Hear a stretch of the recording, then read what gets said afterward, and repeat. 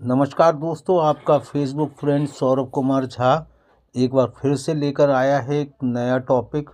जैसा कि दोस्तों आप लोगों ने देखा होगा कि बोर्ड की परीक्षाएं आने वाली हैं। कक्षा 12 के छात्रों को फिजिक्स आदि सब्जेक्टों में काफ़ी दिक्कतें होती हैं।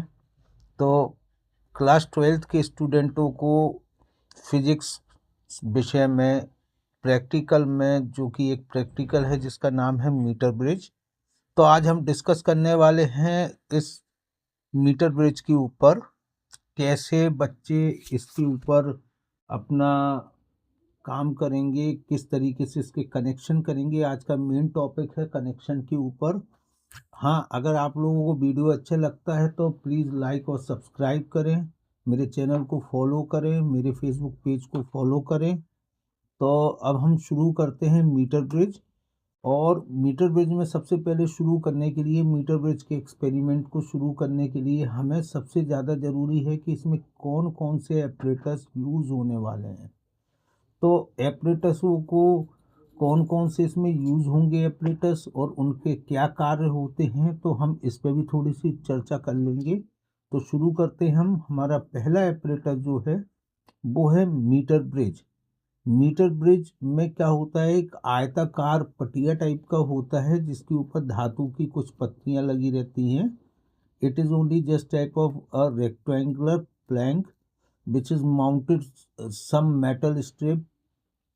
जैसे कि हम बात करते हैं कि साथ में इसमें एक मीटर स्केल होता हैगा जिसके ऊपर एक गोल बेलनाकार आकार का एक तार लगा रहता है जिसको हम मैग्नन वायर बोलते हैं। और ये मीटर ब्रिज का मुख्य भाग होता है। अब हम बात करते हैं अपने अगले एपरेटस की। तो अगला एपरेटस आता है बैटरी बॉक्स या फिर बैटरी एलिमिनेटर। दोस्तों मैं आप लोगों को सजेस्ट करूंगा कि आप बैटरी बॉक्स ही ज़्यादातर यूज़ करें, क्योंकि बैटरी एलिमिनेटर जो होता है वो एसी करंट पर काम करता है। एसी मतलब ऑल्टरनेटिंग करंट, यानी कि प्रत्यावर्ती धारा।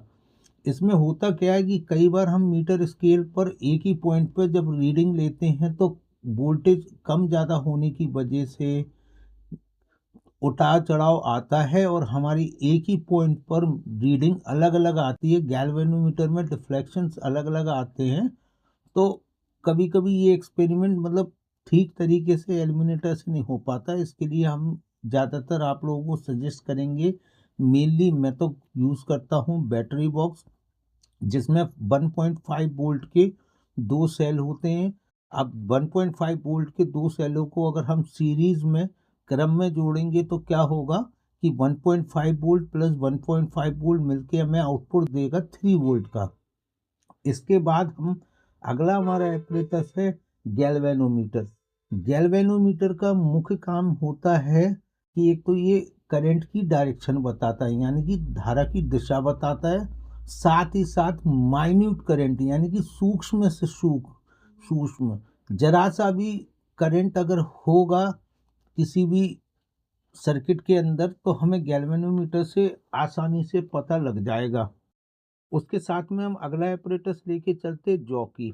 ये एक प्रोब की तरह होती है, हालांकि हम इसको प्रोब नहीं कह सकते क्योंकि मल्टीमीटर की जो प्रोब्स होती है वो आगे से उसकी टिप शार्प होती है, यानी कि नुकीला कील जैसी होती है। लेकिन ये क्या है, एक तरीके का स्क्रू ड्राइवर जैसा दिख रहा है, लेकिन ये स्क्रू ड्राइवर नहीं है।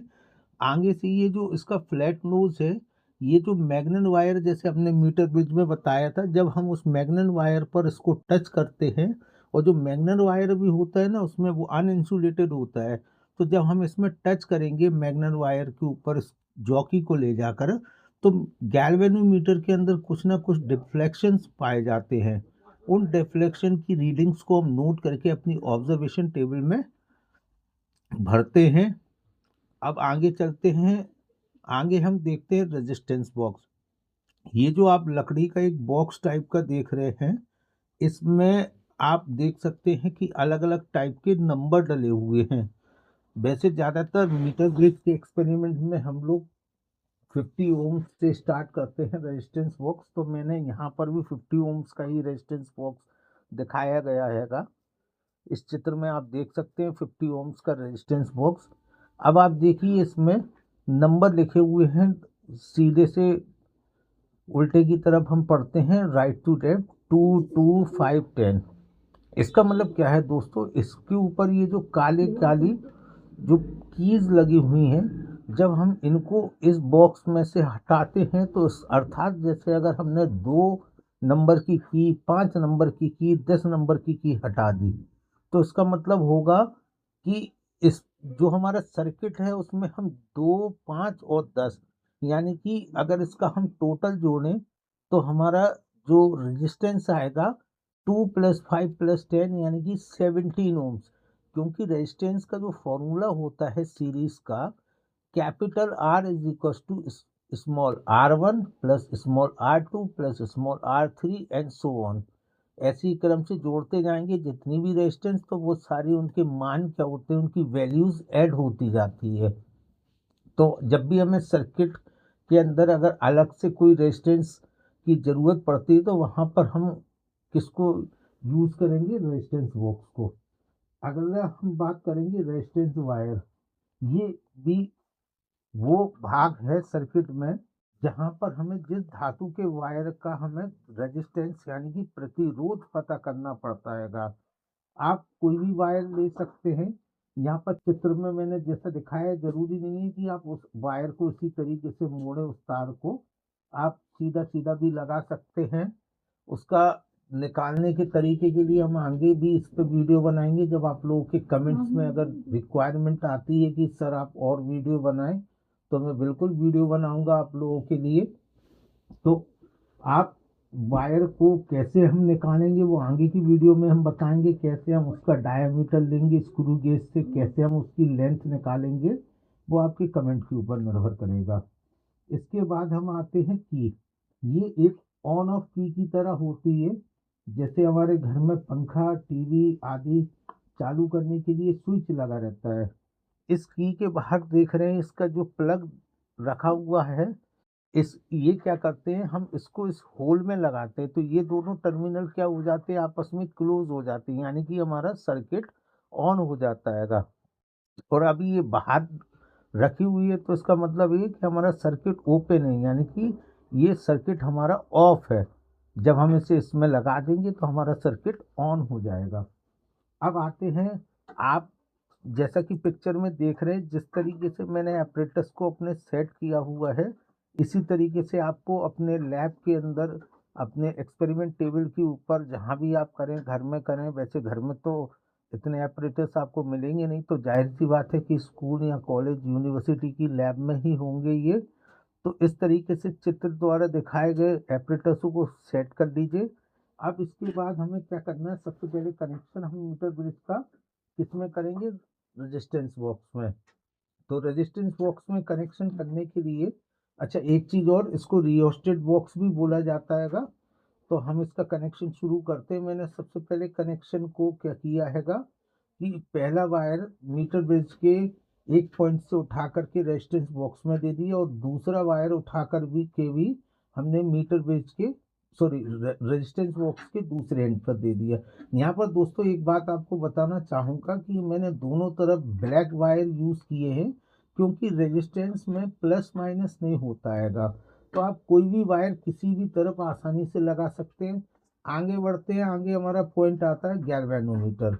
तो गैल्वेनोमीटर में आप देख रहे हो कि जो ये धातु की स्ट्रिप लगी हुई है, एक पट्टी लगी हुई है, इसके बीच वाले पॉइंट से हमने गैल्वेनोमीटर के एक पॉइंट पर एक वायर दिया। अब गैल्वेनोमीटर के देखिए, मैं दूसरे वाले सिरे से एक वायर निकाल रहा हूँ, जो कि कहाँ जा रहा है, हमारा सीधा जॉकी पर। ये जॉकी जहां पर इसका पॉइंट दिख रहा है, वहां पर ये जाकर के क्या होगा, टच होगा, भी मैं लास्ट में बताऊंगा। अब एक अहम बात और, जब भी आप सर्किट जोड़े तो सर्किट में सबसे लास्ट में हम पावर सप्लाई को जोड़ते हैं। तो हम अब इसमें अपनी पावर सप्लाई जोड़ेंगे। यहाँ पर मैंने तार को थोड़ा सा रंग रूप उसका चेंज किया है कि ज़्यादा एक ही कलर के तार ना हो और आप लोगों को देखने में कोई परेशानी भी ना हो। तो देखते हैं अब हमने क्या किया, जॉकी के बाद हमने एक वायर दिया और इसको निकाल करके हमने सीधा किसमें जोड़ दिया, अपनी प्लग की के एक एंड पे। और जो दूसरा एंड इसका निकला वो जाके सीधा कहाँ जुड़ रहा है, बैटरी के पॉजिटिव टर्मिनल पे, और बैटरी का नेगेटिव टर्मिनल जाके जुड़ रहा है मीटर बेस में। तो दोस्तों अब हमारा ये कनेक्शन पूरी तरीके से पूरा हुआ। यहाँ पर मैं आपको दिखाना चाहूँगा कि जो जॉकी का ये पॉइंट है आगे की टिप, और ये जो येलो कलर का स्केल के ऊपर ये आप हल्का सा वायर एक पतला सा देख सकते हैं। जैसे ही हम इस पे इसको टच करते हैं तो हमारे गैल्वेनोमीटर के अंदर कुछ डिफ्लेक्शन दिखेंगे आपको। ये डिफ्लेक्शंस आप आगे की वीडियो में देख सकते हो। आज के लिए इतना ही। अब आप लोग कमेंट करें और इसी तरीके के ढेर सारे वीडियो देखने के लिए अपनी रिक्वायरमेंट भेजें। हम बिल्कुल आपके लिए वीडियो बनाने के लिए तत्पर हैं। आज के लिए इतना ही। धन्यवाद, शुभ रात्रि, best of luck for your exam.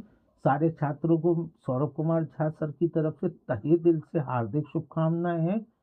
आपका एग्ज़ाम बेहतरीन हो। आपके मैं उज्जवल भविष्य की मंगल कामना करता हूँ। धन्यवाद।